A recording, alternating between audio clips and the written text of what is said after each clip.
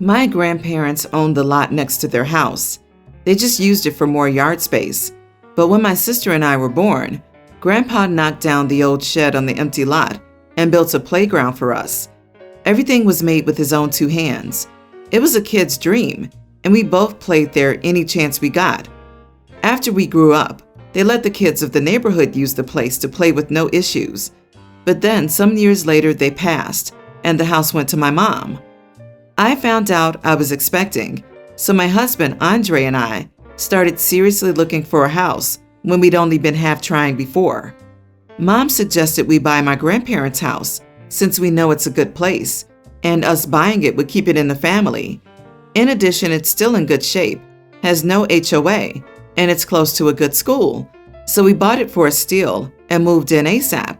We noticed parents hanging out at the playground with their kids right away. We didn't mind at first and used the chance to introduce ourselves. Everyone was lovely and younger than I'd expected. A bunch of couples with kids had taken over the street in the past 5 or so years. The problem arose when neighbor Witch brought her kid over one afternoon. I happened to be by the window and saw a flash of red outside. It was a kid in a red shirt standing on the roof of one of our 2-story playhouses, almost 10 feet off the ground. I ran outside thinking he was alone and said he needed to get down right now. That's when the neighbor stormed over from who knows where and yelled at me to buzz off and not tell her kid stuff.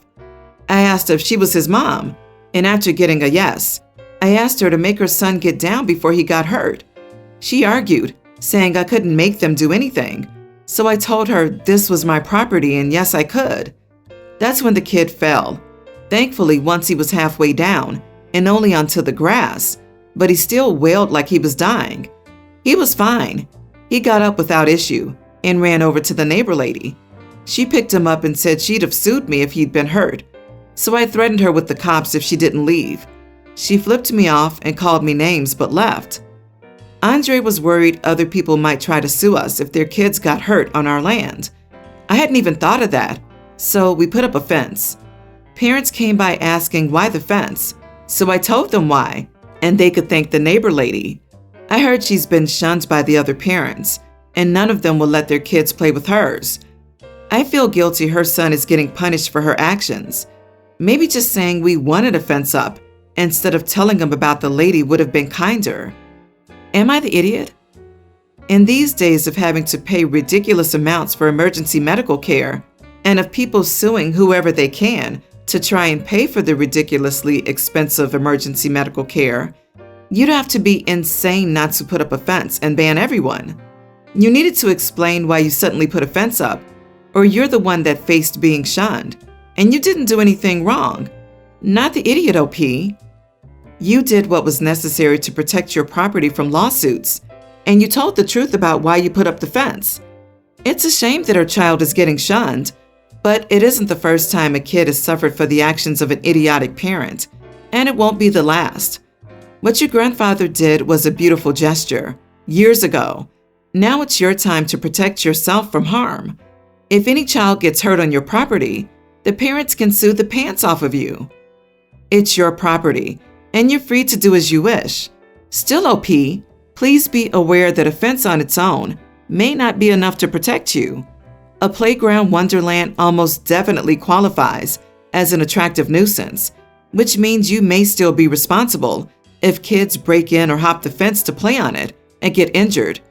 It would probably be a good idea to do a quick consult with a local lawyer and find out what you need to do to cover yourself adequately.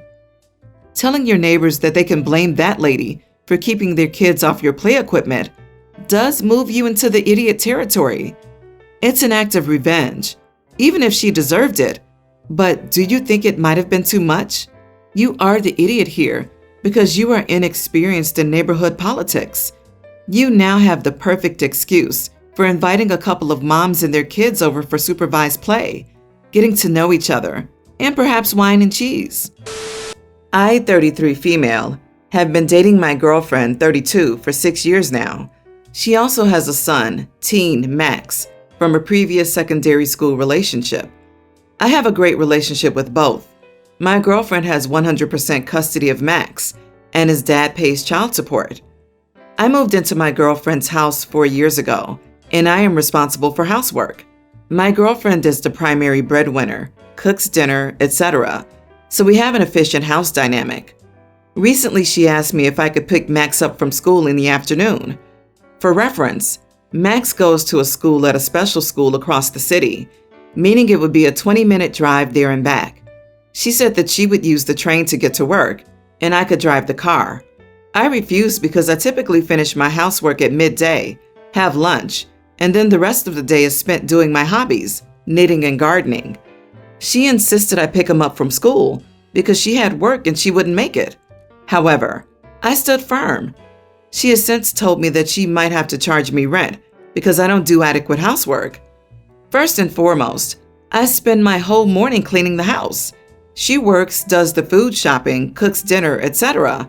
However, cleaning the house is much more challenging and taxing than the latter three. After this, I told her that I was dating her, not her son, and that he wasn't my responsibility. She told me that it's a package deal and that he is my responsibility as long as I'm in the house for free. In my opinion, this was completely uncalled for. It feels as though she's using rent as a means to manipulate me. After this interaction, she doesn't seem to be her usual self. Am I the idiot? Holy crap, you are the idiot. You finish up by midday and think you work harder than your girlfriend? Give me a break. Doing laundry and washing a few dishes is nowhere near what she does. And how nasty does a house get that you have to scrub it down every single day for hours? And yes, she is a package deal with her son. She keeps a roof over your head, food in your belly, electric on, cable, Wi-Fi, water to wash.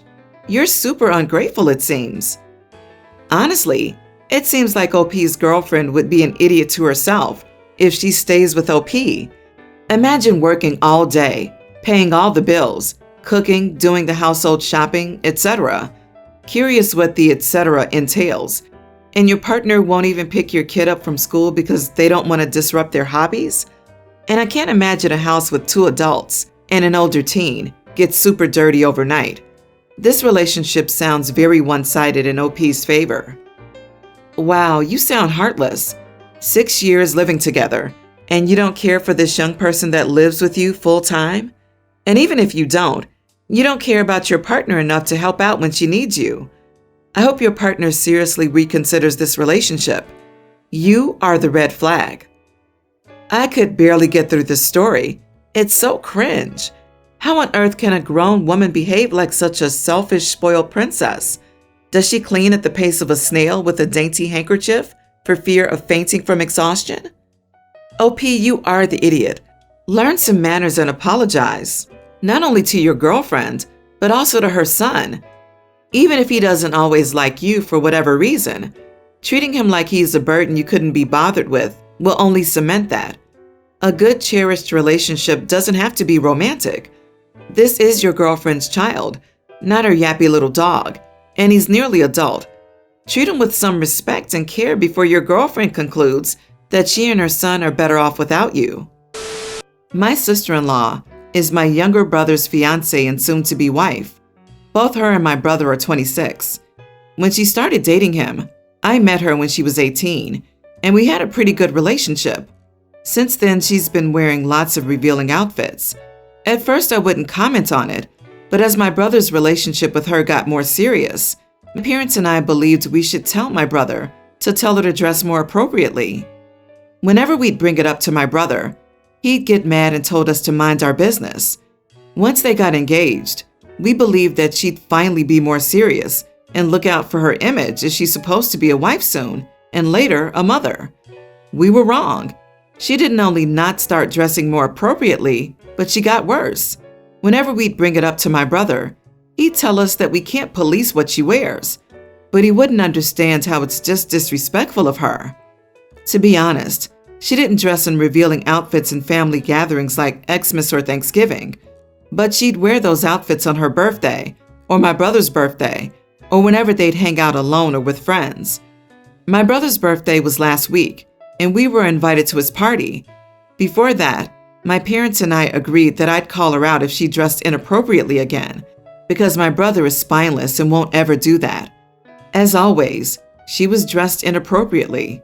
She wore some skin-tight pants and a crop top that looked like a bra. I took her aside and told her that she should start behaving like a serious engaged woman, because that's not a look a woman in a committed relationship should have, since it's disrespectful towards my brother, but also us. She cursed me out and then told my brother, who also cursed me out, and kicked our parents and me out of the party. Friends and relatives partly agreed with me and said that she's dressing inappropriately, but that I also crossed the line and should keep my opinion to myself. On the other hand, my brother's friends apparently all believe I'm the idiot and that it's none of my business how my sister-in-law dresses. Am I the idiot? This is a joke, right? Dressing inappropriately for a woman that's supposed to get married? Do people say this crap these days? As if women morph into nuns and turtlenecks at the altar. Yes, you are the idiot. Mind your own business and stop being so judgmental about something that has absolutely nothing to do with you and impacts you 0%. OMG, you are the idiot. Get over yourself. It's none of your business how your sister-in-law or any woman chooses to dress. You call your brother spineless, but he sure had the guts to tell you where to get off. You owe your sister-in-law a sincere apology, and you should never comment on any woman's clothes ever again, unless you're complimenting her. So, by your own admission, she changes her clothing style to make you comfortable at family functions, but that's not enough for you. You want her to completely change her entire wardrobe around your idea of how committed relationship women should dress. Your poor spouse probably only gets flowers on Valentine's Day and some intimacy on bank holidays too, right? Because you don't actually care about women, just how they look. You are the idiot and stuck in the past. Keep your misogyny to yourself and maybe do some deep reflection on why you care so much about someone else's relationship. So I, 24 male, live in a 3-bed, 3-bath apartment with my mom, 58. My mom moved in with me last year after she quit her job as she couldn't work anymore because of back problems. I let my mom move in with me for free because I feel like it's my responsibility to take care of her as she's getting old. I am pretty financially stable, and my mom's been very helpful with all of the house chores, so I don't mind her living here for free. But the problem is my mom never got along well with my sister, 30.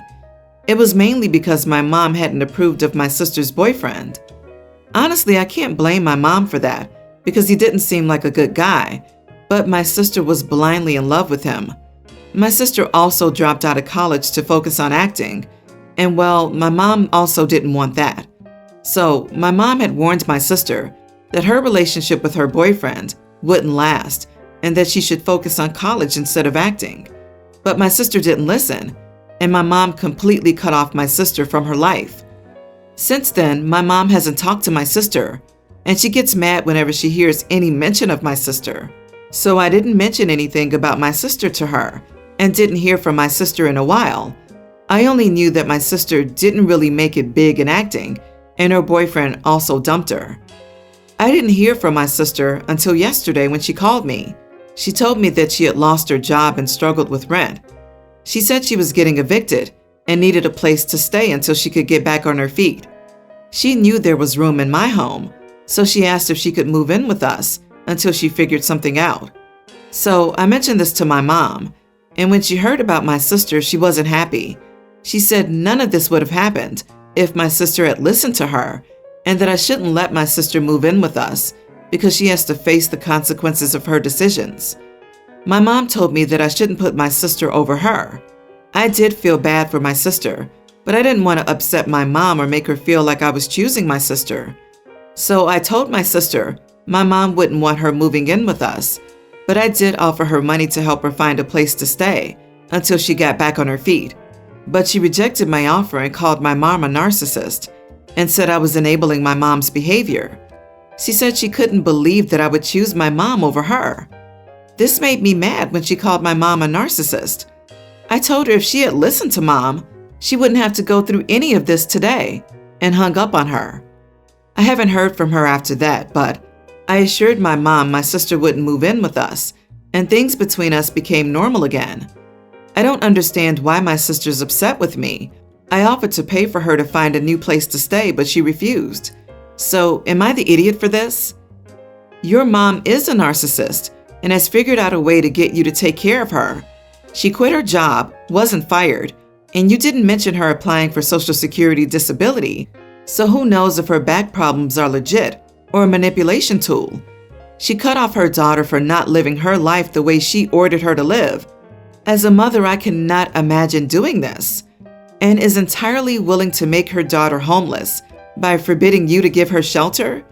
Your mother could have planned for the future by saving for retirement or getting private disability insurance or applying for SSD if she's truly disabled. Instead, she wants a handout from you while controlling you and ranting about your sister needing to face the consequences while she faces none. Typical narcissist. You are the idiot if you continue to allow your mother to ruin your life and take advantage of you. Instead, do the right thing and be there for your poor sister, who is suffering right now. It's the homeless part that gets me. What kind of parent would be so petty that they would even consider leaving one of their children homeless to prove a point? It's even worse when it's not even her house that she's keeping them out of. OP, is that the kind of person you want to be? Here's the situation. When my boyfriend, 24, and I, 20 female, first met almost a year ago, I was underweight. I was suffering from low self-image, and although I never got bad enough to the point of developing an eating disorder, I lowered my caloric intake to the point where I was underweight.